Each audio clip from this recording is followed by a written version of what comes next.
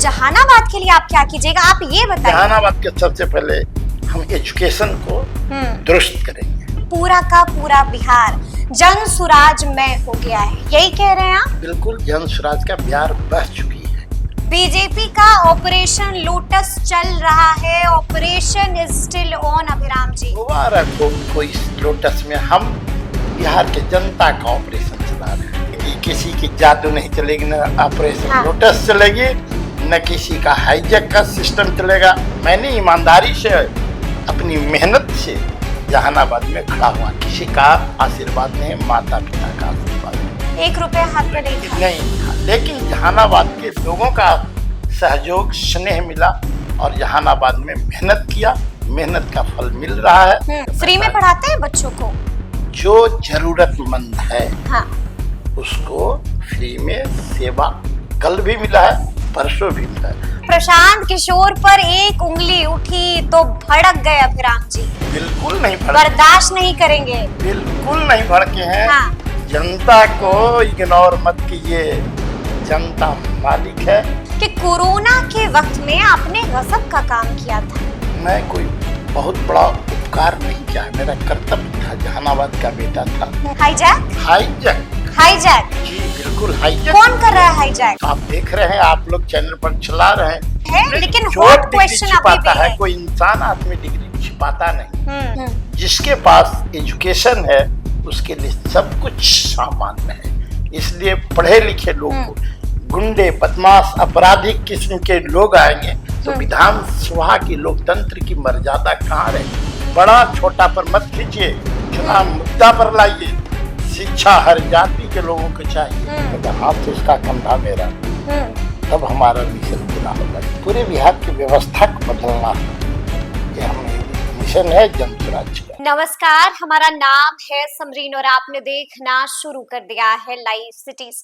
ईमानदारी से की गई मेहनत हमेशा रंग लाती है। आप बखूबी जानते हैं कि ये बातें लगातार कहते हैं जन सुराज के सूत्रधार प्रशांत किशोर, और आपको बता दें कि यही ईमानदारी वाली मेहनत लगातार जहानाबाद में कर रहे हैं जन सुराज के प्रत्याशी अभिराम सिंह जी। देखिए, आपको मालूम है कि लाइव सिटीज की चुनावी यात्रा सुबह से ही जहानाबाद में थी, और आपको बता दें कि हमने कई तरह की तस्वीरें देखी। हमने देखा कि किस तरह से जहानाबाद में अभिराम सिंह का जादू चल रहा है। हमने देखा कि कैसे लोग इन्हें घेर कर अपनी अपनी परेशानियां बता रहे हैं। हमने देखा कि कोई इनसे हाथ मिला रहा है, कोई इनको गले लगा रहा है, यानी कि जहानाबाद पूरा का पूरा अभिराम सिंह के रंग में रंग चुका है। तो ऐसे में सीधी बातचीत करना अभिराम सिंह से भी लाजिम हो जाता है। तो आइए फिर बिना देरी के सीधी बातचीत करते हैं जन सुराज के प्रत्याशी अभिराम सिंह जी से। सबसे पहले बहुत शुक्रिया बातचीत के लिए। धन्यवाद। सबसे पहले, जैसा कि मैंने शुरू में ही कहा कि हमने देखा कि आपका जहानाबाद आपके रंग में रंग गया है, क्या कहिएगा आप? मेरे रंग में नहीं जहानाबाद रंगा है, जहानाबाद के जनता के रंग में मुझे रंगना पड़ रहा है।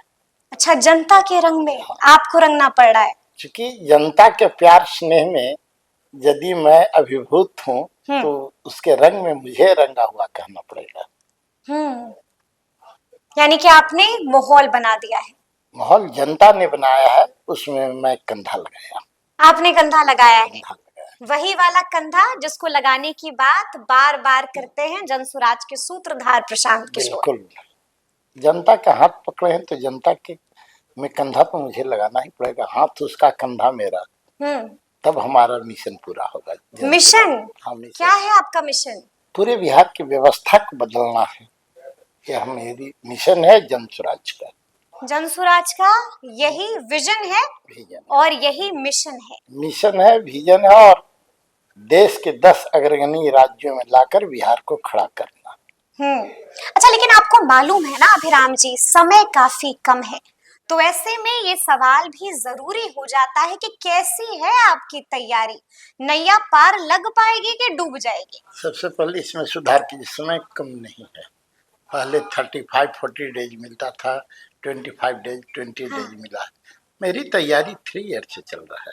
3 साल से चल रही 3 है। ईयर से कंटिन्यू, बिना विराम, बिना रुके थके जनता के बीच में जा रहे हैं, उनकी समस्या को समझ रहे हैं। और समस्या को समझ, आज मुझे उतनी परेशानी नहीं है जितना अन्य लोगों को है। अन्य लोग आते हैं, चंद दिनों के लिए आए हैं, 1 दिन पहले 2 दिन पहले आते हैं। मैं तो 3 साल से यहाँ एक ही काम, जनसुराज के एक कर्मठ सिपाही के रूप में, एक कर्मठ कार्यकर्ता के रूप में घर घर जाके उनके सुख दुख में साथ दिया हूँ। और आज मुझे वो आशीर्वाद के रूप में आप घूम रहे हैं, देख रहे हैं कि जनता का आशीर्वाद जनसुराज के प्रति है, जनसुराज के प्रति है, जनसुराज के प्रति है। यानी कि आप यही कह रहे हैं, अगर मैं गलत नहीं हूँ, कि पूरा का पूरा बिहार जनसुराज में हो गया है, यही कह रहे हैं आप? बिल्कुल, जनसुराज का बिहार बह चुकी है और जनता इसका साक्षी है। जनता इस लोकतंत्र में मालिक होता है और मालिक का इशारा हो चुका है कि बिहार बदलने के लिए तैयार है, बिल्कुल तैयार। लेकिन आपको मालूम है ना कि हम लोग भी लगातार ग्राउंड पर घूमते ही रहते हैं और लोगों से उनका मन और मिजाज जानते हैं। आपको पता है, एक चर्चा हो रही है और कहा जा रहा है कि जनसुराज का ग्राफ जितने तेजी से ऊपर गया था, उतने ही तेजी से जनसुराज का ग्राफ गिरता जा रहा है। अभिराम जी, ऐसा लग रहा है आपको? इत्तेफाक रखते हैं इस बात से? नेता और क्या कहेंगे, नेता तो यह भी कहता था कि जनसुराज है कहाँ। जनसुराज 3 महीना में आया है, प्रशांत किशोर चले जाएंगे, न घूम रहे हैं गली गली और चले जाएंगे, थक जाएंगे। 3 वर्ष से न थके हैं न हारे हैं। अब प्रतिदिन जनसुराज का विजन मजबूत होते जा रहा है और जनता का आशीर्वाद प्रतिदिन बढ़ता जा रहा है। ग्राफ जनता के बीच में बढ़ रहा है, नेता के ग्राफ गिर रहा है दूसरे दलों का, तो उसमें जनसुराज का क्या दोष है? जनसुराज का क्या दोष है? अच्छा, लेकिन एक बात बताइए, यानी कि अभी वोटिंग हुई भी नहीं है और जनसुराज को बैक टू बैक कई सारे झटके लग गए हैं। आपके कई प्रत्याशी बैठ गए हैं, मैदान पहले ही छोड़ दिया है। कारण क्या है? कहां पर गलती हो गई प्रशांत किशोर से? कहीं गलती नहीं है, विकेट गिरता चला जा रहा है, गिरता चला जा रहा है, गिरता चला जा रहा है। नजर में विकेट गिरते जा रहा है। कौन ऐसा दल है जो 243 सीट पर लड़ रही है? एकमात्र जनसुराज। और जनसुराज 243 में है, तो लोग को भय है तो मेरे जो उम्मीदवार है उसको क्यों हाईजैक क्यों कर रही है? हाईजैक जी, बिल्कुल हाईजैक। कौन कर रहा है हाईजैक? तो आप देख रहे हैं, आप लोग चैनल पर चला रहे हैं कि कहाँ तस्वीर है मेरे नेता के, किसके गोद में। खुलकर बोलिए, बिल्कुल खुलकर बोलिए, हम दल का नाम ले लीजिए। भाई, दल का तो आप भी जान रहे हैं, आपसे छिपा हुआ है, तो आपको डर लग रहा है? जान रहा डर, तो खुलकर नाम लीजिए फिर दल का। जनसुराज और डर, ये तो मेरा नेता का चरित्र ही नहीं है। जनसुराज से डर तो दूसरे को हो रहा है और जनसुराज को कौन डराएगा? हाईजैक कौन कर रहा है? हाईजैक कर रहा है तो वो कम, चूंकि सत्ता में बैठे हुए यहाँ से ऊपर तक, तो थोड़ा होता है, 2-3 को होते, 240 मेरे लिए सफिशिएंट। चलिए हम ही खुलकर बोल देते हैं, बीजेपी अपना ऑपरेशन चला रही है। बीजेपी का ऑपरेशन लोटस चल रहा है, ऑपरेशन इज स्टिल ऑन। अभिराम जी, मुबारक हो उनको इस लोटस में। हम बिहार के जनता का ऑपरेशन चला रहे हैं, व्यवस्था बदलने का। अरे झटका ऐसे ही देंगे? कोई झटका नहीं है, झटका जनता देने जा रही है कि बिहार की तस्वीर बदलेगी। अभी नुकसान देखा ना? कोई नुकसान नहीं। फजीहत देखा ना, गजब की हो रही है। कोई फजीहत नहीं, 240 ही सफिशिएंट। हमें कितना चाहिए? 240 में कोई तो है, 122 है, जादुई आंकड़ा। जनता की जादू चलेगी, किसी की जादू नहीं चलेगी। न ऑपरेशन लोटस चलेगी, न किसी का हाईजैक का सिस्टम चलेगा। जितना हमें बचेगा उसी में हराने के लिए सक्षम है, उसी से व्यवस्था बदलेगी। व्यवस्था बदलेगी। इतनी बड़ी बड़ी बातें कह रहे हैं अभिराम जी, तो ऐसे में लोग जानना चाह रहे हैं। देखिए, हमने आपको बताया था कि हमारी चुनावी यात्रा सुबह से ही यहाँ पर घूम रही थी और देखिए लोग भी अब हमसे सवाल कर रहे हैं कि आप दिखा रहे हैं कि इस कदर जादू चल रहा है अभिराम जी का, तो थोड़ा सा हमें बताइए, तफसील से बताइए कि आखिर ये अभिराम जी हैं कौन। तो थोड़ा सा अपने बारे में बताइए तफसील से। अभिराम जी जहानाबाद का एक साधारण बेटा हम्म। और अपनी पूरी जीवन अभी तक एजुकेशन में ही व्यतीत किया है।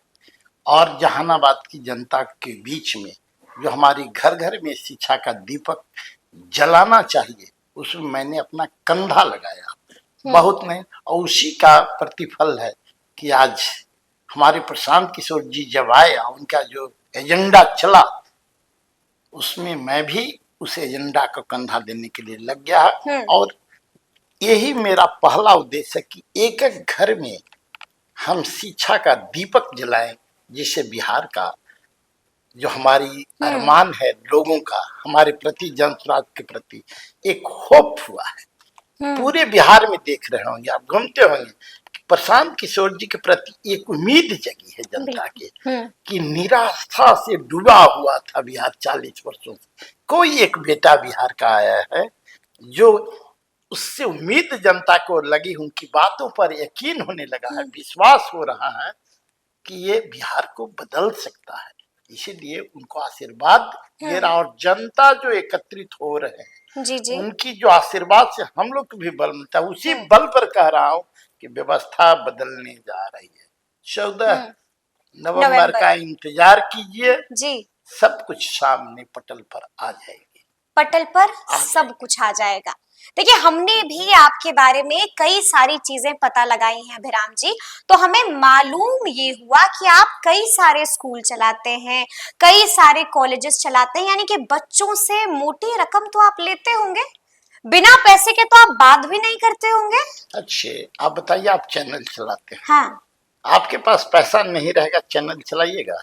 मैं एक बिल्कुल सिंपल अकेले निकला था इस जहानाबाद में, माता पिता ने केवल शिक्षा दे दिया, हाथ में रुपया एक भी नहीं था। मैंने ईमानदारी से अपनी मेहनत से जहानाबाद में खड़ा हुआ, किसी का आशीर्वाद नहीं, माता पिता का आशीर्वाद, 1 रुपया हाथ में नहीं था, लेकिन जहानाबाद के लोगों का सहयोग, स्नेह मिला, और जहानाबाद में मेहनत किया, मेहनत का फल मिल रहा है। और आज एक कॉलेज का ऐसे यही नेता से तो कहते हैं, साउथ इंडिया को देखिए, वहाँ स्कूल कॉलेज लीडर चलाते हैं। जिससे अब प्राइवेट सेक्टर कहाँ ना महंगी होगी। आज DD1 न्यूज चल रहा है और आपका प्राइवेट चैनल चल रहा है, दोनों में अंतर है कि नहीं? तो प्राइवेट हॉस्पिटल में जाइएगा, फ्री में पढ़ाते हैं बच्चों को, जो जरूरतमंद है उसको फ्री में सेवा कल भी मिला है, परसों भी मिला है। मेरी पार्टी का निर्णय है कि गरीब के सारे बच्चे प्राइवेट स्कूल में पढ़े, उसका शुल्क सरकार भरेगी। तो अब तो फ्री में, हम तो पूरे बच्चे के बारे में कर रहे हैं, तो हम लोग तो अपनी शक्ति से कुछ रेशियो में करते हैं। और जब हमारी आशीर्वाद जनता के मिलेगी, तो हम तो सारे गरीब के बच्चों का प्राइवेट स्कूल का फी मैंने। जहानाबाद के लोग हमें बता रहे थे कि कोरोना के वक्त में आपने गजब का काम किया था। सबने कहा कि कोरोना के दौर में अभिराम जी ने दिल जीत लिया था, तो ऐसा क्या किया आपने कि जहानाबाद के लोग आज भी इसको भुला नहीं पाए हैं? मैं कोई बहुत बड़ा उपकार नहीं किया है, मेरा कर्तव्य था, जहानाबाद का बेटा था, हमारे बच्चे, हमारे गार्जियन, अभिभावक, जहानाबाद के लोग संकट में थे, तो उसमें जितनी हमारी क्षमता थी, मैंने क्षमता से बच्चों को शिक्षा नहीं रोका, और जो उसका मूलभूत समस्या थी उसके साथ मैं भी जुड़ा, क्योंकि हाँ गार्जियन था, मैंने अपना सेवा किया, मैंने अपना धर्म निभाया। कोई बहुत बड़ा हम ऐसा उपकार नहीं कर दिए। कोरोना काल में जो एक आम बिहार के नागरिक होने के नाते हर को खड़ा होना चाहिए था, मैं अपने बच्चों और गार्जियन के साथ खड़ा हुआ। लेकिन एक बात जो अब भी समझ में नहीं आती है, कितने बड़े शिक्षाविद हैं आप, कि आज भी लोग आपकी तारीफें करते ही रहते हैं, करते थकते नहीं हैं। अचानक से ये राजनीति में आने का मन कैसे बना लिया? क्यों लगा कि पॉलिटिक्स में आ जाना चाहिए अभिराम जी? थोड़ा सा आप लोग पीछे बैकग्राउंड में बिहार के जाइए, ठीक है। कितने पढ़े लिखे लोग बिहार के राजनीति में होते थे, कितना राजनीति का स्तर ऊंचा हुआ करता था। जिस दिन से पढ़े लिखे लोग, शिक्षित लोग किसी कारणवश हटने लगे राजनीति से, तो आज राजनीति का स्तर और विकास का स्तर कहाँ चला गया है। इसीलिए मैं सारे लोग से कहते हैं, समाज में, हर समाज में अच्छे लोग होते हैं और हर अच्छे लोग की कोई जाति भी होती है, लेकिन शिक्षाविद एक ऐसा होता है जिसके पास एजुकेशन है, उसके लिए सब कुछ सामान्य है। इसलिए पढ़े लिखे लोग को गुंडे, बदमाश, आपराधिक किस्म के लोग आएंगे तो विधानसभा की लोकतंत्र की मर्यादा कहाँ रहेगी, कलंकित होते रहता। आप देखते हैं प्रशांत किशोर क्यों? प्रशांत एनडीए में चले जाते हैं आप, अगर महागठबंधन नहीं पसंद था तो।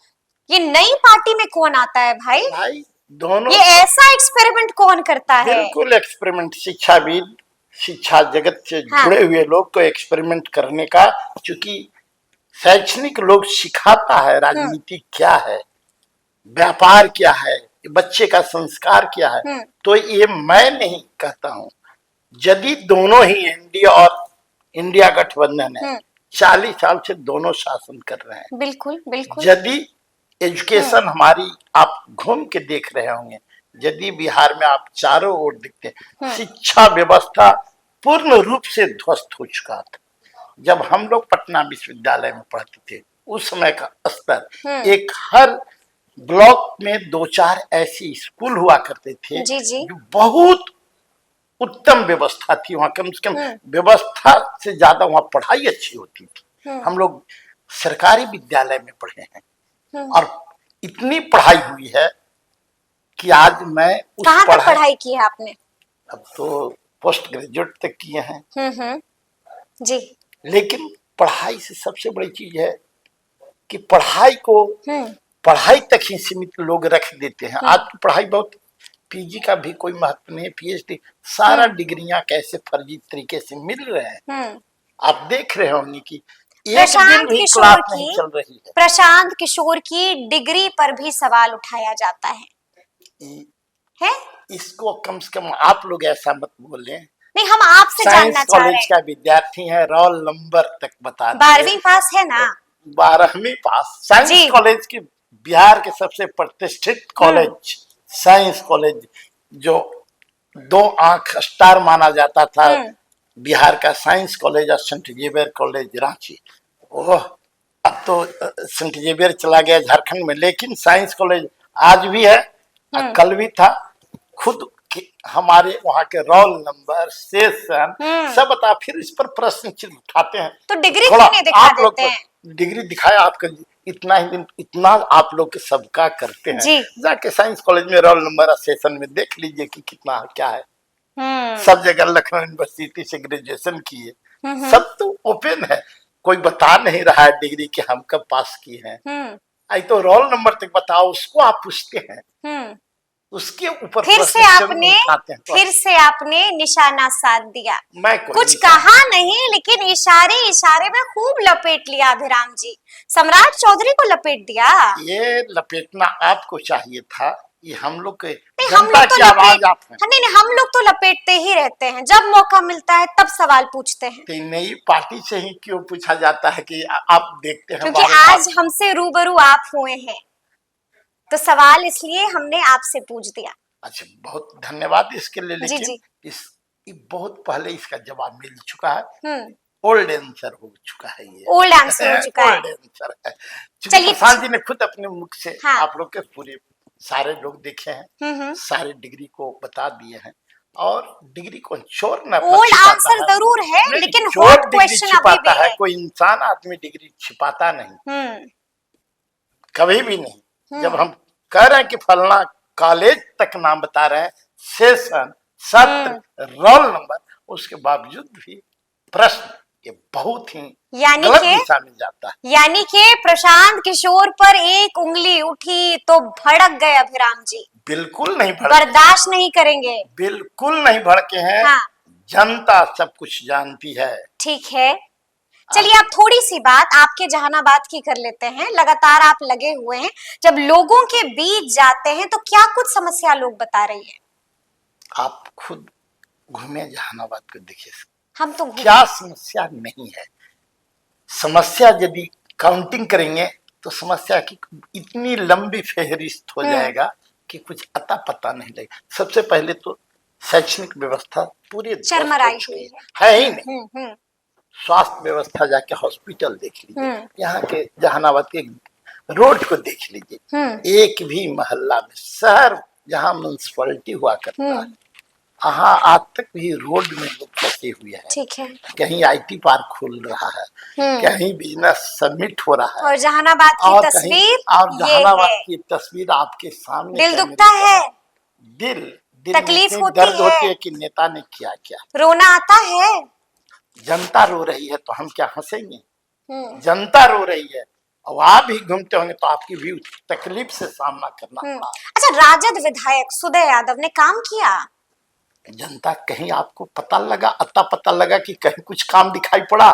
यदि 10 साल वो रहे, उनके पिताजी 10 साल रहे, और उसके बावजूद भी कोई काम अता पता नहीं देखता है जनता। लेकिन राजद का गढ़ है, आप जितना भी जोर लगा लीजिए कुछ होगा थोड़ी। अभिराम जी, भ्रम में मत रहिए।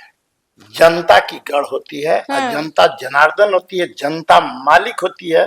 कोई व्यक्ति का गढ़ नहीं होता, कोई पार्टी का गढ़ नहीं होता। कितना पार्टी है, आज राजद कितना दिन से सत्ता से बाहर है। जनता को इग्नोर मत कीजिए, जनता मालिक है, वही मालिक गद्दी पर बैठाता है और वही मालिक गद्दी से नीचे उतार, यानी कि सिंहासन खाली करो कि जनता आती है। पूरे बिहार में सिंहासन खाली करो, पूरे बिहार की जनता आ रही है और ये दिनकर की पंक्ति है, याद बिल्कुल रखिए। है, बिल्कुल और जनता की आवाज सुन लीजिए जी, कभी अब पीछे जनता नहीं हटेगी। अच्छा, लेकिन ठीक है, थोड़ा कठिन सवाल अब पूछ लेते हैं आपसे। एक बात बताइए, आपको अंदाजा हो रहा है कि आपका मुकाबला किस किस से है? एक तरफ चंदेश्वर प्रसाद चंद्रवंशी है, एक तरफ राहुल शर्मा है। कहाँ आप आ गए इस दंगल में? आप तो फंस गए हैं अभिराम जी। बिल्कुल नहीं फंसे हुए हैं, दूसरे से चक्रव्यूह नहीं भेद पाइएगा। जनता का चक्रव्यूह जनता तोड़ेगी। जनता चुनाव लड़ रही है, प्रशांत किशोर की जन स्वराज की जनता चुनाव लड़ रही है। अभिराम जी एक छोटे से व्यक्ति हैं, छोटे से कार्य करता है, लेकिन जनता के यदि आशीर्वाद मिला तो कोई गढ़, कोई बड़ा लीडर नहीं होता है, वही जनता बड़ा लीडर बनाता है, वही छोटा लीडर बनाता है। छोटा को बड़ा, बड़ा को छोटा करना जनता जानती है। इस बार चुनाव बड़ा छोटा पर मत खींचिए, चुनाव मुद्दा पर लाइए। शिक्षा हर जाति के लोगों को चाहिए, रोजगार हर जाति के लोगों को चाहिए, हर लोगों को पलायन का दर्द है, हर लोगों का स्वास्थ्य है, चाहे किसी धर्म का, किसी भी जाति का लोग है। इस मुद्दा पर चुनाव लड़ाइए, बड़ा छोटा मत कीजिए। आप लोग से मेरा निवेदन है कि मुद्दा को भटकाइए मत। जनता का मुद्दा ये है और चुनाव इसी मुद्दा पर इस बार होने जा। लेकिन अपना कंपटीशन आप किसको मानते हैं? कोई कंपटीशन नहीं है, जनता। सच बोलना है अभिराम जी। बिल्कुल। राहुल शर्मा को कंपटीशन मान रहे हैं या फिर चंदेश्वर प्रसाद चंद्रवंशी किसी का होगी चुनाव? अरे डर तो लग ही रहा होगा अंदर में। किससे लग रहा है डर? कुछ चुनाव में कहीं है तो जनता एक साइड है, एक आएंगे तो एक ही। हमको तो पूरे बिहार में एनडीए से फाइट है। एनडीए से फाइट है। यानी कि अपना कॉम्पिटिटर आप चंदेश्वर प्रसाद चंद्रवंशी को मान रहे हैं? मैं अपना कंप्यूटर एक और यहाँ जनता है, कंपटीटर मैं नहीं मानता किसी को नहीं। मैं अपने आप को मजबूत मानता हूँ, क्योंकि मुझे जनता का स्पष्ट आशीर्वाद दिखाई पड़ रहा है। एकदम दिखाई पड़ा होगा, आपको भी दिखाई पड़ा होगा। जहानाबाद में घूम लीजिए, कोई ऐसा नहीं प्रत्याशी, सबको तो जांचा परखा हुआ है भाई। सब घिसे पीटे और सब लोग लड़े हुए हैं। हमारी तो नई मुकाबला है, तो इसमें कहीं आत्मविश्वास ढोलने की क्या जरूरत? आत्मविश्वास के साथ मैदान जिस काम में लगे हुए मैदान में, और मैदान जनता मारेगी है। जनता मैदान मारेगी ही मारेगी। बिल्कुल। अच्छा, इतनी बड़ी बड़ी बातें आप कह रहे हैं कि जनता ये कर देगी, जनता इसको नकार देगी, जनता फैसला कर देगी और मेरे हक में फैसला करेगी। तो एक बात बताइए, अगर हम आपकी बात मान लेते हैं तो फिर सबसे बड़ा सवाल यही उठता है कि अगर आपको जनता का आशीर्वाद मिल जाता है तो जनता के लिए क्या कीजिएगा? कुछ सोचे हैं? रोड मैप वगैरह तैयार किया है? पूरे बिहार के लिए रोड मैप तैयार है। अरे जहानाबाद के लिए बताइए। जो जहानाबाद क्या बिहार से बाहर है? नहीं तो जहानाबाद के लिए आप क्या कीजिएगा, आप ये बताइए। जहानाबाद के सबसे पहले हम एजुकेशन को दुरुस्त करेंगे, दुरुस्त करिएगा। उसके बाद रोजगार की व्यवस्था होगी, स्वास्थ्य की सुधार होगी, स्वास्थ्य, तब पलायन की भी बात होगी। जो चारों जो विकट समस्या है, इससे लड़ने के लिए पूछिए आम लोगों से कि आप लोग क्यों नहीं प्लान बनाया।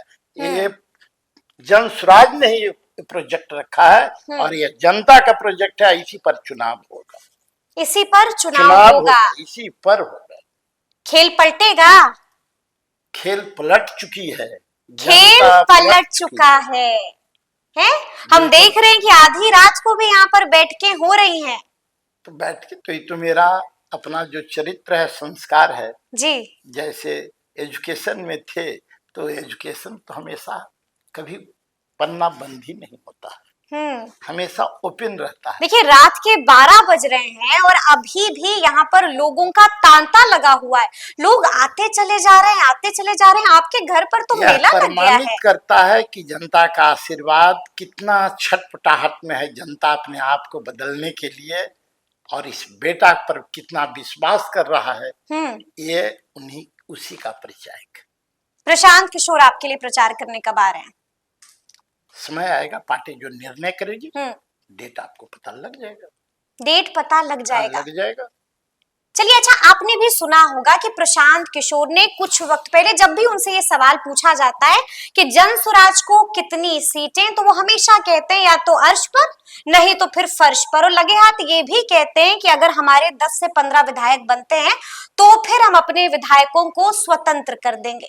तो अगर मान लीजिए वैसी कोई परिस्थिति बनती है और आपको वो स्वतंत्र कर देते हैं तो आप किधर जाइएगा? एनडीए की तरफ जाइएगा या फिर महागठबंधन की तरफ जाइएगा? मुद्दा को इधर से उधर मत भटकाइए, जाइएगा किधर? बता देते हैं, 14 नवंबर का इंतजार कीजिए, सब आपके सामने आ जाएगा, पता लग जाएगा कि जनता किस पर विश्वास करती है, अर्श या फर्श। जनता इस बार जन स्वराज को ला रही। तो आप ही बता दीजिए फिर कितनी सीटें मिल रही हैं जन स्वराज को इस बार? 14 नवंबर को पता लग जाएगा। लेकिन किस किस सीटों को लेकर के बड़ा श्योर हैं आप लोग कि भाई ये तो अपने खाते में आ ही रही है? आम जनता की आशीर्वाद के प्रति अपने आप को हम समर्पित करते, पूरे जन स्वराज आम जनता की मुद्दा के लिए लड़ रही है। इसलिए विश्वास है कि जनता जरूर इसे पूर्ण रूप से आशीर्वाद देगा, आशीर्वाद देगी, आशीर्वाद देगी। चलिए एक अंतिम सवाल है मेरा आपसे, ये बताइए कि क्या लगता है, आप चुनावी दंगल में तो कूद गए हैं, तो कितने मतों से लग रहा है कि जीत हासिल कीजिएगा? कितने मतों से जीतेंगे अभिराम सिंह? इतना जरूर कहें कि जन स्वराज जीतेगा। अभिराम सिंह कितने मतों से जीतेंगे जहानाबाद? साधारण कार्यकर्ता है, जनता जीतेगी जहानाबाद के और जन स्वराज जीतेगी, उसमें मेरा नाम है। तो मुझे और अपने आप पर होगा कि जनता ने मुझे आशीर्वाद दिया है काम करने के लिए, आशीर्वाद दिया है काम करने के लिए। एकदम इस जेहन में कहीं नहीं हटेगा, इधर उधर। कि आराम करने के लिए जिस ढंग से मेहनत कर रहा हूँ, ईमानदारी से किया हुआ प्रयास कभी विफल नहीं जाता। बिल्कुल बिल्कुल। इसलिए मैं अपनी काम पर विश्वास करता हूँ। जनता को कुछ फैसला लेने का इंतजार कीजिए, वो मालिक है, उसका इंतजार कीजिए। 14 तारीख को पता लग जाएगा, 14 तारीख को पता लग जाएगा कि आखिर जहानाबाद की जनता किसका साथ देने जा रही है। देखिए आपने भी सुना होगा कि लहरों से डरकर नौका पार नहीं होती और कोशिश करने वालों की कभी हार नहीं होती। और यही कोशिश पूरी ईमानदारी के साथ जहानाबाद में कर रहे हैं जन स्वराज के प्रत्याशी अभिराम सिंह जी। और क्या कुछ उन्होंने कहा है वो हम आपको सुना चुके हैं। तो फिर ये पूरी बातचीत, ये पूरी चर्चा आपको कैसी लगी है कमेंट करके हमें जरूर बताइएगा। तो ऐसे तमाम अपडेट्स के लिए बिल्कुल ऐसे ही हमारे साथ बने रहिएगा और देखते रहिएगा लाइव सिटीज। बहुत शुक्रिया।